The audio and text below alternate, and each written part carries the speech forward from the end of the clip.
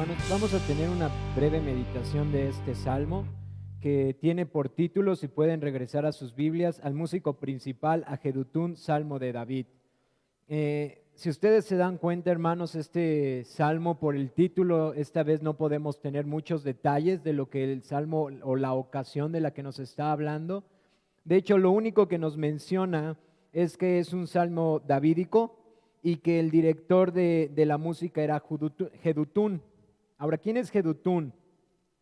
Si ustedes tienen tiempo de revisar en las escrituras con mayor detenimiento, él era una persona que estaba encargado de la música en los tiempos de David y es mencionado al menos 3 veces en el libro de Crónicas. De hecho, es mencionado en otros salmos más como el director de la música. También se nos menciona que sus hijos eran porteros y otros de sus hijos servían en el servicio al tabernáculo. Entonces, por lo que podemos observar, era una persona cercana al rey David y tanto él como su familia servían en el servicio al tabernáculo, es decir, a la adoración del Señor. Sin embargo, el salmo en sí mismo, el Salmo 62 y el título no nos da más detalles, el cuerpo del mensaje, del texto no nos da más detalles de la ocasión, pero si ustedes se dieron cuenta, el salmo habla de lo que es la confianza del salmista en Dios. Y las ocasiones en las que está hablando el rey David, como decían varios de los hombres que estaba estudiando, no es necesario remitirlos a una sola ocasión. ¿Por qué? Porque David constantemente estuvo enfrentando enemigos. Y es muy probable que él esté escribiendo este salmo después de que él pasó muchas veces por estas circunstancias. ¿Qué quiere decir esto? Que él estaba acostumbrado a descansar y poner su confianza en Dios cuando sus enemigos se levantaban contra él. Entonces, es muy probable que no se esté refiriendo a una situación en particular, sino a diferentes situaciones de su vida en las cuales él aprendió a tener su confianza en Dios.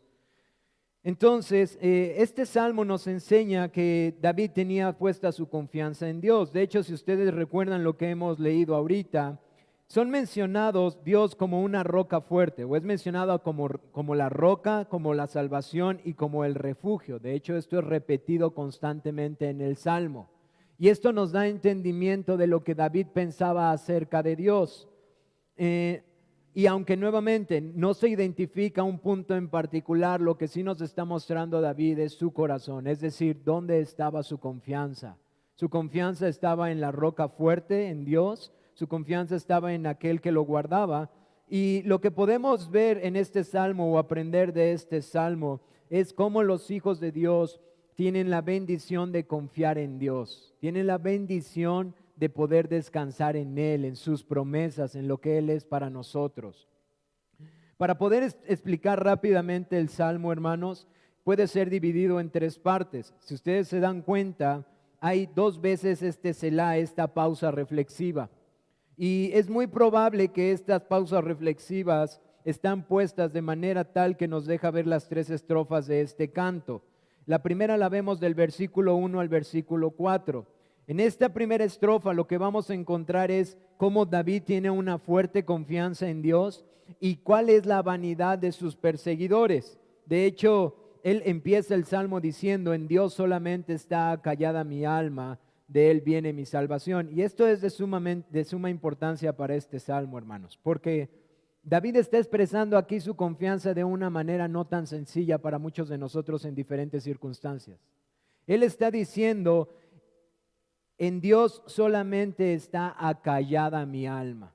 Y creo que es importante que meditemos rápidamente en esa frase. Lo que él está dando a entender es: mi confianza está en Dios, que espero en silencio delante de Él. Eso es a lo que se refiere con acallada mi alma. Yo estoy confiado en Él y puedo esperar en silencio delante de su presencia. Ahora, ¿qué implica esta frase tan hermosa?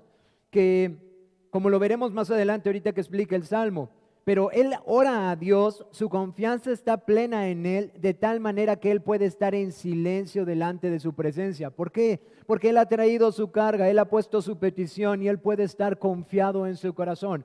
Ahora, pensemos un poco en esto. David está confiando en Dios y él dice: en silencio yo puedo esperar delante de Él cuando muchos de nosotros entendemos y sabemos lo que es esperar en diferentes aflicciones o tribulaciones, y muchas veces lo que viene a nuestro corazón o a nuestro pensamiento es ansiedad, es queja, es ¿hasta cuándo, Señor? ¿Por qué tanto? ¿Cuándo darás respuesta? ¿Por qué no pasa lo que he pedido? Estoy tratando de hacerles ver cómo la confianza de David está plenamente en él, que por eso esta frase está puesta en el inicio del Salmo. En Dios está acallada mi alma. Y él va a hacer un contraste con como les mencionaba, con la vanidad de sus perseguidores. Miren lo que dice en el versículo 4. Solamente consultan para arrojarle de su grandeza, aman la mentira, con su boca bendicen, pero maldicen en su corazón. ¿Saben algo, hermanos? A medida que uno estudia los salmos va a encontrar algo. Los salmos constantemente nos dan una descripción de qué es una persona piadosa y nos dan una descripción de qué es una persona impía. Y yo espero en el Señor que esto nos ayude a cada uno de nosotros para crecer en santidad. Porque aquí el creyente es uno que sabe llevar su carga a Dios y sabe esperar en silencio. Mientras el impío es uno que sabe decir con su boca muchas cosas, pero en su corazón hay otra cosa. Es decir, el impío es uno que puede decir, sí, sí, yo confío en Él, aleluya, amén, sí, yo espero en Él, pero en su corazón está inquieto y ansioso, porque no existe verdaderamente la fe y la confianza en Él. Y es muy peculiar que dice, ¿hasta cuándo maquinaréis contra un hombre, tratando todos vosotros de aplastarles? Refiriéndose a sus enemigos en el versículo 3. Y luego pasa el versículo 4 y dice, aman la mentira, con su boca bendicen, pero maldicen en su corazón. ¿Qué está describiendo ahí? Hipocresía. Hipocresía. Ellos pueden bendecir con su boca, pero por su corazón están maldiciendo, están deseando el mal contra las personas. Y entonces uno puede ver este contraste que David está haciendo en esta primera estrofa. Después pasamos a la segunda estrofa, después de este primer Selah, que es del versículo 5 al versículo 8. Y vemos cómo él levanta un clamor de su esperanza. Pero no solamente él va a levantar este clamor de la esperanza, sino él dice, después de levantar este clamor a la esperanza, de la confianza en Dios, él llama a las gentes a esperar en él. Miren cómo dice, alma mía, en Dios solamente reposa, porque de Él es mi esperanza. Él solamente es mi roca y mi salvación. Es mi refugio, no resbalaré. En Dios está mi salvación y mi gloria. En Dios está mi roca fuerte y mi refugio. De hecho, ha repetido esto 2 veces ya en esta estrofa. Y luego dice en el versículo 8, esperar en Él todo tiempo, oh pueblos, derramar delante de Él vuestros corazones, Dios es nuestro refugio. Él está diciéndole a las personas, escuchen, porque Él es roca fuerte, Él es salvación, Él es refugio, en Él puedes poner tu esperanza, en Él pueden poner su confianza, en Él puedes esperar porque Él no cambia. Ahora es increíble lo que Él está diciendo, hermanos, porque si uno medita lo que acaba de pasar en la primera estrofa, Él acaba de hablar en contra de aquellos que con su boca bendicen, pero con su corazón maldicen. Por lo tanto, Él no es uno de un doble ánimo, Él no es un hipócrita, porque Él puede esperar en Dios. Y después le dice a las personas, esperen, oh pueblos todos en Él. ¿Qué está pasando? Él les está diciendo algo que Él vive. Él está diciendo en este salmo algo que para Él es experiencial.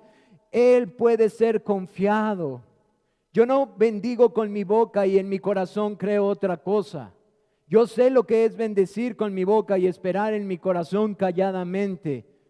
Y por lo tanto, oh pueblos, esperen en Él. Esperen en Él. Finalmente, en la tercera estrofa, nos da un recordatorio de la banalidad de la confianza de los impíos. De hecho, es una advertencia. Es una advertencia fuerte. Para que nosotros no pongamos la confianza en lo que este mundo pone su confianza. Dice, por cierto, vanidad son los hijos de los hombres, mentira los hijos de varón. Si se dan cuenta, este salmo constantemente habla del impío como un mentiroso. Constantemente habla como uno que se identifica con la mentira. Y continúa diciendo, pesándolos todos pesándolos a todos igualmente en balanza, serán menos que nada. No confíes en la violencia ni en la rapiña, no os envanezcáis, si se aumentan las riquezas, no pongáis el corazón en ellas. Hermanos, es aquí como si David estuviera viéndolos y describiéndolos para decirle a su iglesia o a su pueblo: ustedes no hagan como ellos. Ustedes no pongan su confianza en sus manos, en su fuerza o en su riqueza. Ustedes no confíen como este mundo confía. Es vano eso. Y si uno medita un poco en esto y en la manera en la que concluye el Salmo, después de él decir que él está callado delante de la presencia de Dios, quien es su salvación, quien es su roca, quien es su refugio, es completamente entendible por qué dice esto. Es como aquel salmista que dijo, este salmo de Asaf, en donde dice que por poco sus pies resbalaron cuando observaba al impío. Porque eso es algo que pasa en nuestras vidas. Por poco resbalan mis pies al mirar al impío. ¿Cómo está su confianza? ¿Cómo él no se mueve? ¿Cómo está el dinero, sus fuerzas, sus ejércitos? Ahora, nosotros lo estamos contextualizando ahorita, pero David está hablando de hombres que tienen fuerza, riqueza y poderío, pueblos grandes, que se levantan en contra de él. Y él dice, pero nada son vanidad.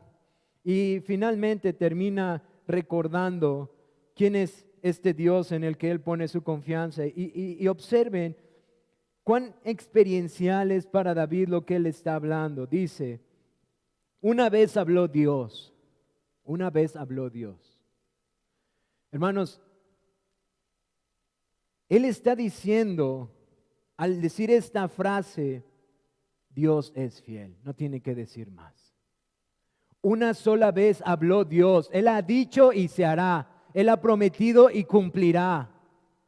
Él no va a cambiar, Él no va a cambiar. Hermanos, qué esperanzador es para nosotros recordar esto esta mañana.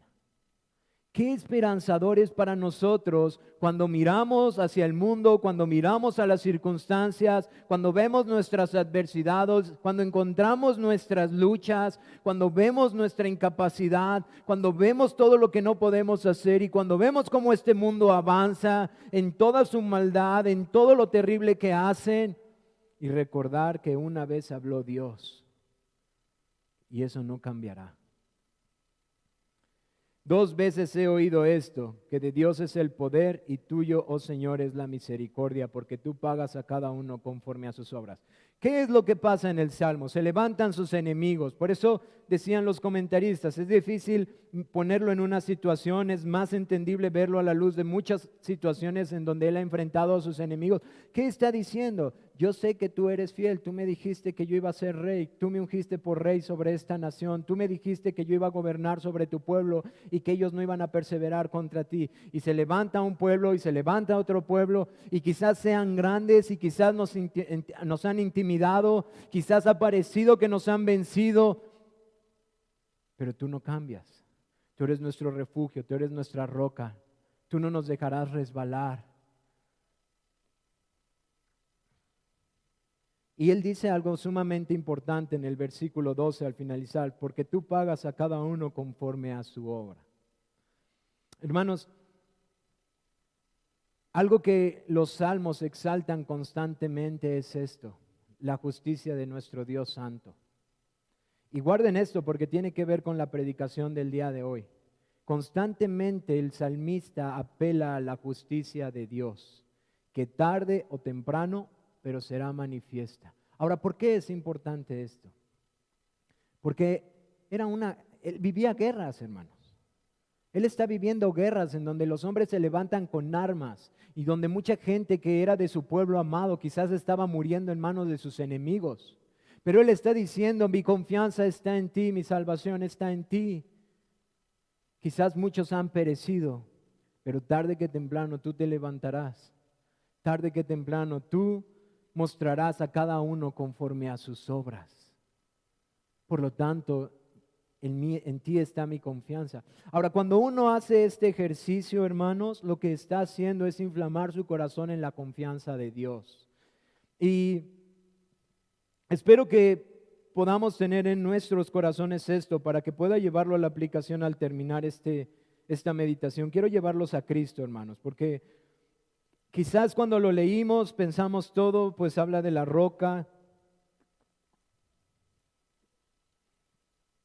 habla de Él como nuestra salvación, habla de Él como nuestro refugio, como Dios. Y esas son implicaciones directas de Cristo. Son implicaciones directas de nuestro Señor. Uno las lee y sabe que Él es nuestro refugio, que Él es nuestra roca fuerte, que en Él fundamos nuestras vidas, que en Él no seremos conmovidos, y eso es glorioso. El solo leerlo y ver cómo David lo está aplicando en cómo Él lucha contra sus enemigos es glorioso. Pero quiero que escuchen esto, hermanos, y que puedan ver la gloria de Cristo de esta manera, como también lo dice este hermano. Porque dice Andrew Bonar, aquí tenemos el alma del justo, Cristo y sus miembros, es decir, y su iglesia, recurriendo a Jehová mientras la iniquidad le rodea y la persecución lo pone a prueba. Ahora, vean el versículo 8. Esperar en Él en todo tiempo, oh pueblos, derramad delante de Él vuestros corazones. Dios es nuestro refugio. Quiero que me acompañen rápido a Lucas capítulo 6, versículo 12.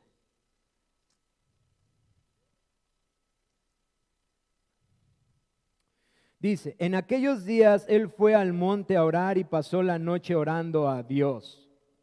Esto es antes de que Él levante a los 12 discípulos. Pero vemos este mismo comportamiento de Cristo cuando va a Getsemaní. Vemos este mismo comportamiento de nuestro Señor Jesucristo cuando Él termina sus labores. ¿Qué es lo que está diciendo Andrew Bonar aquí? Cuando Él dice, aquí vemos el alma del justo. Y citó el versículo 8 nuevamente.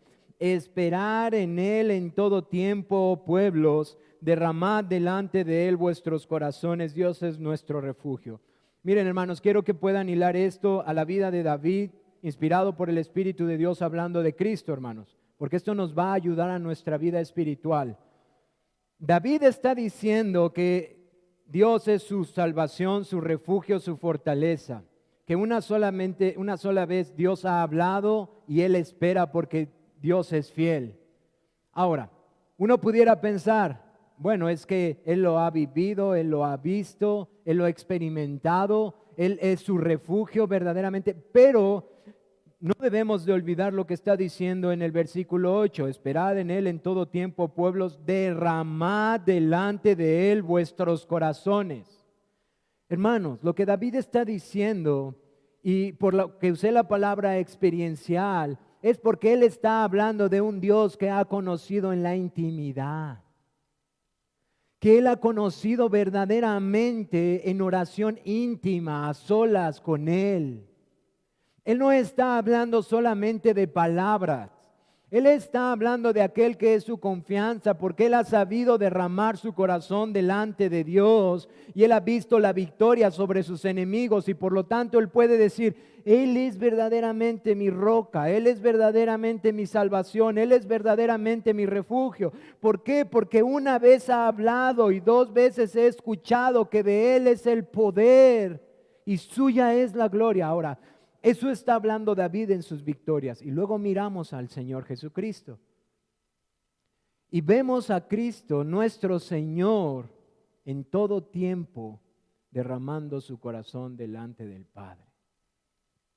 Miren, hermanos, no olvidemos que cuando se nos dice que Cristo es el varón perfecto, es el varón perfecto en todo. En todos los aspectos. De hecho, esa es una de las razones por las cuales la tentación en el desierto y la respuesta del Señor Jesús de no solo de pan vivirá el hombre es tan importante. Porque cuando Jesucristo está citando el texto de Deuteronomio, Él está diciendo, Él no está refiriéndose a solamente una frase de cliché. Él está diciendo, porque yo he de confiar en cada promesa de mi Padre. Satanás viene y lo tienta y dice, no solo de pan vivirá el hombre, sino de toda palabra que sale de la boca del Señor, refiriéndose, si ustedes ven el texto en Deuteronomio, se refiere a la confianza de la fidelidad de las promesas de su Padre. Ahora, Cristo Jesús en su humanidad, eso demuestra en humillación como hombre, someter siempre su voluntad a su Padre y orar constantemente en Él. Es por eso que cuando se habla de esta gloria de Cristo, de la dependencia del Padre, para nosotros es sumamente sublime. Porque ¿cómo es que el Hijo de Dios en la carne, estando en este mundo, podía pasar tiempo, aún después de trabajar mucho, y aún cuando todavía ni el sol salía, delante de la presencia de su Padre, para hacer lo que su Padre mandaba? De hecho, si recuerdan, Getsemaní es lo mismo. Hoy en la mañana estaba leyendo eso y él está en Getsemaní y está orando mientras sus discípulos durmiendo. Y él, como el varón perfecto, sometiendo su voluntad a su Padre en oración. Ahora, hermanos, ¿por qué les digo todo esto? Porque nuestro Señor es tan perfecto en todo, hasta en su dependencia del Padre en oración. Como aplicación, hermanos, uno puede ver aquí a Cristo de manera gloriosa, porque quien verdaderamente, plenamente dijo esto siempre y en todo momento es Cristo. Cristo descansó siempre en su Padre, nunca dudó. Él sabía que todo se cumpliría, ninguna de ellas faltaría, ninguna promesa faltaría, ninguna de las cosas que él había dicho dejaría de cumplirse. Él sabía que todas y cada una de ellas. Ahora, uno puede pensar, bueno, pues si eso es verdad y hemos hablado de la soberanía y del decreto y todas estas cosas, pues ¿para qué oro? Es ahí donde quiero llevar sus corazones a aplicar esta palabra, hermanos.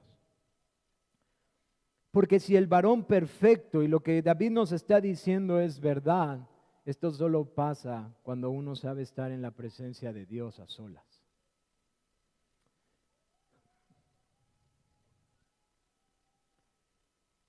Lo que este salmo puede hacer a nuestros corazones al mirar a Cristo Jesús, verdaderamente derramando su corazón delante de su Padre para que se haga su voluntad, y diciendo estas cosas, porque Él es su salvación, Él es su roca, no lo dejará resbalar.